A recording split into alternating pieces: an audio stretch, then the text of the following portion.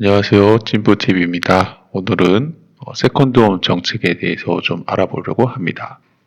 오늘도 제 블로그를 보면서 말씀을 드리도록 하겠습니다. 자, 안녕하세요. 오늘은 얼마 전에 정부에서 발표한 세컨드홈 정책에 대해 알아보려고 합니다. 이번에 발표된 내용을 언론에서 보도할 때 개략적인 내용과 세컨드홈에 대해서만 나와서 이 글에서는 좀 더 자세한 내용을 살펴보려고 합니다. 이번 세컨드홈과 관련된 내용은 2024년 4월 15일 비상경제장관 회의에서 나왔고 그에 기반하여 말씀드립니다. 비상경제장관 회의에서 나온 자료의 제목은 인구 감소 지역 부활 3종 프로젝트로서 말 그대로 인구 감소 시대를 맞이한 대한민국의 인구 감소 지역의 활성화가 그 목표입니다. 추진 배경을 살펴보겠습니다. 우리나라의 인구는 2021년 이후 감소세로 전환되면서 수도권과 지방의 불균형적인 인구 감소로 지방 소멸 위기가 심화되고 있습니다. 지방의 인구가 감소하면서 빈집이 늘어나고 인구 감소에 따른 기업들의 인력 부족 현상은 지역 경제를 공동화시키고 이로 인해 인구가 다시 감소하는 악순환이 일어나고 있는 것입니다. 좀 내용을 보시면 총 인구가 2021년 5,174만 명에서 이때부터 줄어들어서 지금은 22년도 기준 5,169만 명으로 인구가 감소한 것을 알 수 있습니다. 이 그림을 보시겠습니다. 자, 왼쪽 표에서 보는 것처럼 전국적인 인구 감소세가 이어지고 있지만 수도권과 광역시를 제외한 지역의 인구 감소율이 훨씬 큰 것을 알 수 있습니다. 보시면 이 회색이 수도권과 광역시고 이 짙은 색이 그 외 지역인데 인구가 동일하게 감소하고 있는 건 맞지만 인구 감소폭이 이 지방일수록 더 많은 것을 알 수 있습니다. 자, 오른쪽 표는 지방의 지역 총생산을 나타내고 있는데 수도권과 광역시는 증가세가 이어지고 있지만 자, 이 짙은 색이 수도권과 광역시인데 지역 내 총생산이 계속 증가하고 있는 것을 알 수 있습니다. 그런데 지방, 빨간색으로 된 부분인데요. 보시면 거의 이제 답보 상태에 나타내고 있는 것을 알 수 있습니다. 그래서 거점 도시와 그 외 지역의 인구 및 소득 차이가 더욱 벌어지고 있는 것입니다. 그래서 정부에서는 그동안 인구 감소 지역 지정, 지방 소멸 대응 기금 도입, 특별법 도입 등을 통해 지원 기반을 구축하였는데 이러한 상황에서 이번에 인구 감소 지역 부활 3종 프로젝트가 나오게 된 것입니다. 인구 감소 지역 부활 3종 프로젝트는 크게 세 가지 분야로 나눠지게 됩니다. 첫 번째는 세컨드홈 활성화, 두 번째는 관광단지 규제 완화, 셋째 외국인 인력 유입 지원입니다. 하나씩 알아보겠습니다. 기본적으로 인구 대책은 인구를 늘리는 것이지만 인구를 다시 늘리는 데는 장기간이 소요가 되기 때문에 정주 인구와 생활 인구라는 개념을 도입해서 인구 감소에 대응을 하게 된 것입니다. 정주 인구란 것은 해당 지역에 거주하면서 생활을 하는 인구를 말하며 생활 인구는 월 1회 이상, 그 다음에 1일 동안 3시간 이상 머무르는 사람을 말합니다. 그러니까 정주 인구는 실제적으로 그 지역에 사는 사람인 거죠. 하지만 이제 생활 인구는 이 대표적인 예가 바로 관광객이라 할 수 있습니다. 자료에 따르면 관광객 41명이 정주 인구 1명과 동일한 경제 효과를 유발한다고 합니다. 그래서 생활 인구를 늘리기 위한 방안으로 세컨드홈 그리고 관광단지 활성화가 도입되는 것입니다. 세컨드홈 활성화에 대해서 알아보겠습니다. 세컨드홈 정책의 주요 내용은 기존 1주택자가 인구 감소 지역의 주택을 한 채 추가로 취득해도 2주택자로 보지 않고 1주택자로 봐서 1세대 1주택 세제 특례를 부여한다는 것입니다. 제가 아는 분들 중에서도 강남에 아파트가 있는데 지방에 별장을 삼아서 집을 하나 사서 주말에는 좀 쉬려고 해도 이 기존의 주택의 세제 혜택이 크다 보니까 매수를 꺼리는 분들이 꽤 많았습니다. 이런 분들한테는 세컨드홈 정책은 매우 중요한 정책이라 할 수 있습니다. 다음은 인구 감소 지역에 대해서 말씀을 드리겠습니다. 자, 인구 감소 지역이란 현재 전국에 89개의 시군구가 지정되어 있는데 인구 증감률, 고령화 비율, 저출생률 등 5개의 지표를 통해서 5년마다 재지정하게 되어 있습니다. 아래 그림은 현재 인구 감소 지역 현황입니다. 이 그림이 지금 인구 감소 지역을 나타내고 있고 파란색으로 된 부분, 이 부분이 바로 인구 감소 지역입니다. 자, 위의 그림을 좀 살펴보면 부산, 대구, 인천, 경기에도 현재 지금 인구 감소 지역이 지정되어 있으며 경기도에서도 가평군과 연천군이 또 포함되어 있는 것을 알 수 있습니다. 정말 대한민국이 이러다 사라지는 게 아닌가 싶을 정도인데요. 다음은 이제 주택 요건입니다. 어떤 주택을 사야 되느냐? 인구 감소 지역 안에서 공시지역 4억 원 이하의 주택으로서 2021년 1월 4일 이후 취득을 하여야 합니다. 이 대책이 발표된 게 4월인데 그 이전인 24년 1월 4일 이후에 취득을 했어도 소급해서 적용해 준다는 거죠. 다만 이 부분은 법 개정이 필요한 부분이기 때문에 향후에 변동이 있을 수 있습니다. 그리고 이제 공시 가격을 감안하면 시세가 대략 한 6억 정도가 되는데 지방의 경우에는 시세하고 공시지가가 비슷한 경우도 많기 때문에 시세가 6억 이하라도 공시가격은 이 4억을 넘을 수도 있습니다. 그래서 매입을 할 당시에 공시가격을 좀 주의해서 봐야 합니다. 자, 어떤 사람이 사야 되느냐? 자, 기존의 1주택자만 가능합니다. 그러니까 지금 2주택자인 사람들은 안 되는 거죠. 기존의 1주택자가 인구 감소 지역에서 신규로 1주택을 취득하는 경우에 한해서만 가능하며 기존 2주택자는 해당되지 않습니다. 자, 지금 이 보시는 이 그림이 이 내용인데요. 좀 복잡하니까 제가 딱 그 개념만 설명을 좀 드리면, 자, 첫 번째, 비인구 감소 지역 내 1주택자가, 그러니까 서울이라고 하겠습니다. 자, 서울에 사는 1주택자가 인구 감소 지역 내, 아까 가평이 나왔었죠. 가평에 주택을 취득하거나 아니면 인구 감소 지역 내 1주택자가 가평에 있는 1주택자가 다른 인구 감소 지역 내 1주택, 그러니까 연천이 있었죠. 연천에 주택을 취득해야만 가능한 것입니다. 동일 지역은 또 안 돼요. 좀 사례를 살펴보겠습니다. 적용 사례 예시. 수도권 12억 원 주택에 거주하는 A씨가 금년 5월 인구 감소 지역 충북 B군에 주택 공시가격 4억을 구입한 경우에는 A씨는 1세대 1주택자로서 인정을 받을 수 있습니다. 그렇죠? 네. 두 번째, 인구 감소 지역 경북 C군의 주택을 보유하고 있는 D씨가 동일한 C군에 주택을 추가로 구입하는 경우에는 D씨는 1세대 2주택자로 취급을 받게 됩니다. 세컨덤 특례 적용을 받지 못한다는 거죠. 왜 그럴까요? 같은 동네에서 살게 되면 외부에서 들어오는 인구가 아니기 때문에 생활인구로 볼 수가 없다는 거죠. 세 번째, 인구 감소 지역 전남 2에 주택을 보유하고 있는 F씨가 바로 옆에 있는 전남 G군, 이 G군도 역시 인구 감소 지역입니다. 주택을 추가 구입하는 경우 F씨는 1세대 1주택자로서 인정받을 수 있습니다. 자, 어떤 세제 혜택이 있는지도 한번 보겠습니다. 세제 혜택은 재산세, 종합부동산세, 양도소득세에서 1세대 1주택의 혜택을 받게 됩니다. 아래 사례를 보면서 설명을 좀 해드리겠습니다. 사례, 가정을 좀 하겠습니다. 기존 1주택자가 인구 감소 지역 세컨드홈을 신규로 취득하는 경우이고요. 기존의 1주택은 당연히 인구 감소 지역이 아닌 지역인 거죠. 취득가액은 9억 원, 그 다음에 양도가액은 13억 원이고 공시가격은 9억이라고 하겠습니다. 그리고 신규로 취득한 인구 감소 지역 주택은 공시가격이 4억 원 이하입니다. 그리고 이분 같은 경우는 현재 나이가 만 65세를 넘었고요.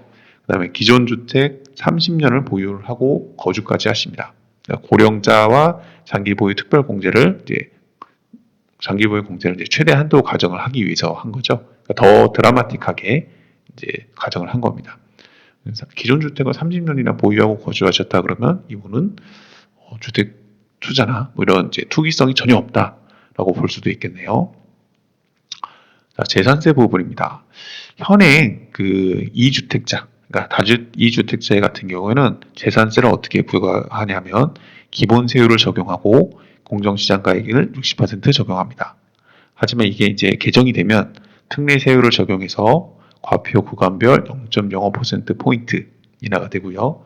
공정시장가액 비율도 43에서 45% 적용받게 됩니다. 그래서 세부담을 좀 살펴보면 305만 원인데 개정되면 211만 원 정도로 한 100만 원 좀 안 되게 재산세가 감소하는 것을 알 수 있습니다. 이렇게 설명을 하면 좀 복잡하고 이해가 잘 안 되시죠? 그래서 제가 실제 계산 방식을 보면서 설명을 해드리겠습니다. 자, 현행 세법대로라면 기존 1주택자가 세컨홈을 구입을 하면 2주택자가 됩니다. 그래서 재산세는 대략 기존 1주택 곱하기 공정시장 가액 비율 60%, 그다음 곱하기 세율을 해서 229만 원이 나오게 되고요. 여기 지금 229만 원이 나오죠. 그다음에 신규 1주택도 공정시장 가액 비율 60%, 그다음에 세율을 곱하면 76만 원, 76만 원의 세율이 나와서 토탈 305만 원이 됩니다. 자, 공정시장 가액 비율이 60%인 이유는 이제 2주택자이기 때문입니다. 1주택자는 이제 내용이 좀 다른 거죠. 하지만 이제 개정을 하게 되면 기존 1주택자가 기존의 1주택의 경우에는 공정시장 가액 비율이 45%, 그리고 특례세율을 받아서 135만 원이 되는 겁니다. 앞서 60%보다 이제 비율이 줄어들죠. 그 다음에 세율도 줄어들게 됩니다. 그래서 135만 원이 나오게 되고, 신규 1주택은 대신에 공정시장 가액 비율을 60%, 위와 동일합니다. 그래서 같은 금액이 나오게 됩니다. 그래서 이 부분이 이제 맞는지 아닌지 잘 모르겠습니다. 일단 보도에 된 내용이나 이 정부 자료를 따르면 76만 원이라고 되어 있는데, 두 번째 주택은 공정시장 가액 비율을 60%를 적용을 한다라고 되어 있거든요. 이거는 향후에 어떻게 되는지 한번 좀 살펴봐야 될 것 같습니다. 자, 기존 1주택은 1세대 1주택으로 봐서 공정시장 가액 비율 45% 적용. 금액이 낮은 거는 이제 43%까지 갑니다. 그 다음에 신규 1주택은 공정시장 가액 비율 60% 적용을 했다. 해서 토탈 211만입니다. 이렇게 나오는 길이 되는데, 쉽게 설명해서 신규 1주택 세컨드홈을 취득한 경우 기존 보유주택에 대한 공정시장 가액 비율과 세율을 현행보다 더 낮추지만, 신규 1주택은 혜택이 주어지지 않고 현행세법 그대로 재산세를 적용한다는 것입니다. 예, 이제 재산세 부분은 끝났고요. 다음은 종합부동산세를 살펴보겠습니다. 자, 종합부동산세는 아래와 같이 개정하는 것으로 나왔습니다. 2주택자인 경우에는 종합부동산세를 부과할 때 기본공제한도 9억 원 적용, 그 다음에 세액공제도 적용받지 못하고 있습니다. 하지만 세법 개정을 통해서 기본공제 한도도 1세대 1주택과 동일한 12억 원을 적용하고, 고령자, 장기보유자 세액공제도 최대 80%까지 적용을 해서 75만 원이었던 세금이 4만 원으로 매우 낮아지는 그런 효과를 나타내게 됩니다. 자, 설명이 복잡해서 이제 여기서부터는 그림으로 대체를 하는데요. 이 계산은 제가 직접 한 건 아니고 이 사이트에서 계산을 했습니다. 한번 불러보겠습니다. 네, 이 사이트입니다. 부동산계산기.com이라고 되어 있는데요. 여기서 이제 동일한 값을 볼 수가 있습니다. 다시 제 블로그로 들어가서 조정을 좀 하고요. 네. 자, 현행 세법상 2주택자의 종부세 계산 방법입니다. 보시면 공시지가 13억, 그러니까 기존 1주택 9억 원에 신규 주택 4억에서 13억 원인 거죠. 그리고 이제 재산세가 이제 나왔는데요. 여기서부터 봐야 됩니다. 이제 종부세 공제 금액을 2주택자가 되면서부터 1세대 1주택 초과로 공제 금액이 9억이 됩니다. 그리고 9억을, 그러니까 13억에서 9억을 빼면 4억이죠. 4억에 공정시장가액 비율 60%가 돼서 종부세 과세 표준은 2억 4천이 되고, 여기에 세율과 재산세 중폭분을 빼면은 이제 종합부동산세가 한 74만 8천 원, 앞서 말씀드린 대로 한 75만 원이 됩니다. 그런데 이제 개정을 하게 되면, 자, 공시지가는 동일하죠. 9억에 4억을 더해서 13억이 되는데, 여기서 좀 달라집니다. 종부세 공제 금액이 앞서 9억 원이었는데, 여기서는 1세대 1주택으로 적용을 받아서 이제 12억 원을 공제를 받을 수가 있게 되는 거죠. 그리고 여기에 플러스해서 고령자 공제, 65세인 경우에는 공제율이 30%, 장기 보유를 했을 때 공제를 받아서 또 이 부분이 또 빠지게 됩니다. 그래서 종부세가 총 4만 6천 원이 나오는 거죠. 예, 4만 6천 원, 4만 원이 됐네요. 네, 굉장히 많이 줄어든 겁니다. 이런 식으로 이제 종부세가 개정이 될 것이다라고 지금 하고 있는 것입니다. 자, 다음은 양도소득세입니다. 양도소득세 또한 기존 1주택 양도시 1세대 1주택 비과세가 가능하여 양도소득세에 많은 차이가 발생을 하게 됩니다. 자, 2주택이 돼버리면 양도소득세 부과를 할 때 기본 세율을 적용받고 일반 장기보유 특별공제 최대 30%인데요. 이것이 이제 1세대 1주택이 되면 비과세 한도가 12억이 되고 1세대 1주택 장기보유 특별공제 80%까지 최대 받을 수가 있어서 세금으로 봤을 때 대략 한 8,500만 원이라는 꽤 큰 차이가 나게 됩니다. 이것도 한번 어떻게 계산했는지 한번 보겠습니다. 현행법상 2주택자의 양도소득세라고 되어 있는데 양도가액이 13억 원이고 취득가액이 9억, 그 다음에 30년 보유했다고 아까 말씀드렸죠. 네, 좀 보겠습니다. 자, 취득가액 9억 원, 그 다음에 양도가액은 13억입니다. 이제 보유는 30년을 했습니다. 이랬을 때 장기보유 특별공제가 1억 2천만 되는데요. 다주택자 또는 주택의 보유기간 30년 공제율이 최대 30%입니다. 그래서 일반적인 장기보유 특별공제의 30%를 받게 되고 여기에 세율을 곱하면 8,550만 원 정도의 그 양도소득세가 발생하는 것을 알 수 있습니다. 그렇죠? 8,551만 원. 그런데 세법이 개정되면 자, 동일합니다. 취득가, 양도가 동일하고요. 여기서 이제 차이가 나는 거죠. 장기보유 특별공제가 1주택자 보유기간 30년에 거주기간 30년을 해서 최대 80%까지 적용을 받아서 양도소득세가 22만 원 정도. 네, 여기도 그렇죠. 22만 원이 나왔습니다. 이렇게 이제 큰 차이가 발생을 하게 됩니다. 지금까지 세컨드 홈앤과 그 세제 혜택에 대해서 좀 이야기를 했는데요. 다만 이 부분은 이제 세법 개정이 좀 필요합니다. 그래서 현재 뭐 잘 아시겠지만 이제 그 총선이 있은 이후에 여소야대 국면이 돼서 통과가 어떻게 될지 어떤 내용으로 될지는 좀 불확실하기 때문에 법 통과 이후에 매수를 검토하는 게 좋을 것 같습니다. 네. 여기까지 세컨드 홈이었고요. 두 번째로는 관광단지 규제 완화 부분에 대해서 말씀을 드리겠습니다. 자, 다음은 관광단지 규제 완화에 대해서 얘기해 보겠습니다. 앞서 설명한 대로 정주 인구가 아닌 생활 인구를 늘리기 위해서는 관광 상품이 필수적입니다. 그래서 각 지자체에서는 관광단지를 개발하려고 하지만 현행 관광단지 제도에 따른 관광단지 지정을 위해서는 절차가 복잡하고 시공구의 권한이 약해서 관광 인프라 개발에 한계가 있다는 의견이 많았습니다. 이러한 의견을 반영하여 앞으로 인구 감소 지역 내에서 관광단지 지정 시 지정 규모를 대폭 축소하고 필수 시설 요건 등도 완화하기로 한 것입니다.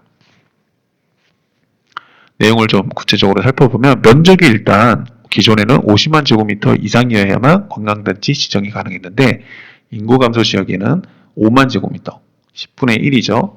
그리고 30만 제곱미터까지 이제 지정을 할 수가 있게 됩니다. 그리고 지정권자도 관광단지를 지정할 수 있는 지정권자도 기존의 시도지사에서 인구 감소 지역에 한해 시장과 군수에게 위임하도록 해서 지역에 맞춘 관광단지 개발을 좀 더 용이하게 할 예정입니다. 관광단지로 지정이 되면 좋은 점은 그 개발부담금 면제, 그다음에 취득세 50% 감면, 공유재산 임대료 감면, 기반시설 우선 설치 등의 혜택이 주어지고 인구 감소 지역 내 관광단지는 추가적으로 이런 혜택이 있다고 합니다. 네, 우리는 잘 모르지만 많은 혜택이 있네요. 네, 현재 그 지역별 소규모 관광단지는 총 10개소가 조성이 지금 계획이 되어 있고 금액으로는 한 1조 4천억 정도 됩니다. 제천에 2개, 단양에 2개, 그 다음에 이제 고창, 고흥, 남해 2개, 하동, 영주 이렇게 있네요. 자, 세 번째는 외국인 인력 유입 지원입니다. 삼정 프로젝트의 마지막 내용입니다. 현재 수도권, 지방뿐만 아니라 수도권에도 제가 제조 공장들을 좀 가는 일이 많이 있는데요. 외국인 인력들이 굉장히 많이 있습니다. 어떤 그 식품 가공 업체에서는 직원들 안내문을 4개국어로 써놨더라고요. 그리고 이 기업의 그 CEO분들을 만나도 보면 사람 구하는 게 제일 어렵다 할 정도로 제조업 분야의 인력 부족은 생각보다 굉장히 심각한 상황입니다. 그래서 외국인 인력 유입을 통해 지역 내 일자리를 확충하고 향후 이들의 정착을 통해 지역사회 활성화까지도 도모를 하겠다는 것입니다. 그러니까 그 외국인 인력분들이 그 동네에 정착하지 않은 게 가장 좋은 거죠. 정책 방향은 그게 지역 특화형 비자 참여 지역 및 쿼터를 확대하는 것인데 쉽게 말해서 더 많은 외국인 인력을 고용하고 또 그 외국인 인력을 받을 수 있는 지역도 확대를 하겠다는 것입니다.